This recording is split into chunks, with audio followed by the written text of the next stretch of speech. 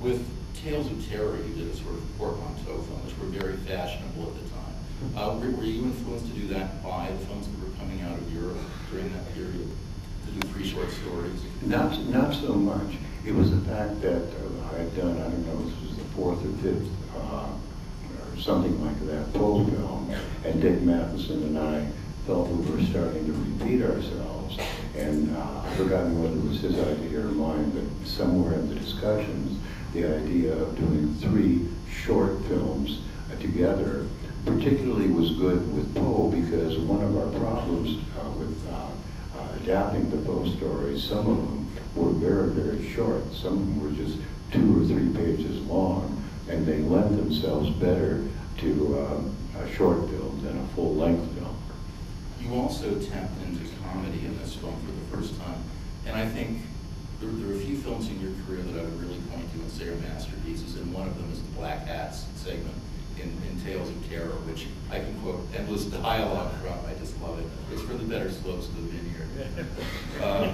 So how did it occur to you or to Richard Matheson to start taking Poe in this comedy game? It was simply, again, we felt that we were repeating ourselves, and we were looking for ways to vary what we were doing. And since it was 3 short together, we felt, let us try one of them as black humor, still vaguely in the horror vein, but really more towards humor. And I must say, a lot of it was Dick's very, very good and funny screenplay, and a lot of it was Vincent and Peter Lorre, and maybe a little bit of it was me, but they would improvise and add to the picture.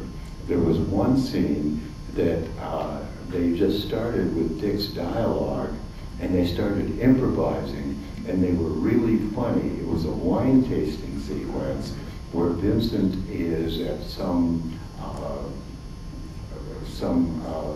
wine tasting event, and he's the great connoisseur of wine, and he would. We worked out all kinds of little things. He had a little silver goblet, and he would heat the goblet over a candle, then pour the wine into the goblet, switch it around his mouth, and he was very funny, and then drink it very precise, and then he would tell the exact vintage. While he's doing this, Peter Lorre, who is a drunk, wanders in, sees them, and Vincent has defeated all the other connoisseurs, and Peter Lorre challenges him, and the owner of the establishment tries to throw him out. But Vincent, great gentleman that he is, welcomes him, asks him to sit down opposite him at the table. So Vincent went through all of this intricate connoisseur routine and named the wine like that. Peter reaches over, grabs a bottle, pours it all over his face, down it, and it was really funny, and instantly names the wine. At which point he and Vincent become great friends. They were very funny, and they really built the scene beyond what Dick had written. And Vincent always has a very colorful description of the wine and its bouquet, and Peter always says, "It's very good." The Raven, I remember The Raven. The Raven was a huge film when it came out, and of all your films, I think it's the one that benefits most from being seen with a large audience.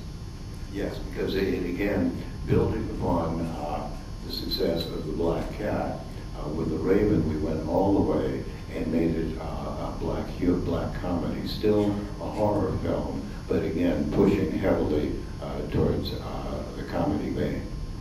And in The Raven, you also introduced Boris Karloff and Jack Nicholson and Hazel Court, but I understand that between the great gentlemen of horror, there was a conflict of acting styles at work. There was. After the first, Peter had, well, should I say, Boris had been trained classically as an actor in London and came in prepared to deliver the lines exactly as written. Peter had been with Bertolt Brecht in the Berliner Ensemble, which is a Stanislavski-influenced theatrical company in Berlin. improvisation. And on the second day, Boris came to me and he said, I come prepared to give the performance written in the script. I know my lines, and Peter has a vague idea of the script, and he's making it all up, and I don't know when my line comes in, I don't know when the cue is. So I sort of sat everybody down, and of course, again, it was a 3-week picture. We did not have a great deal of time, and Vincent understood both ways, so he could work precisely with Boris, and he could improvise with Peter. So I brought them all together, and essentially I said, Boris, you have to understand the way Peter works and be a little bit more flexible and react to Peter.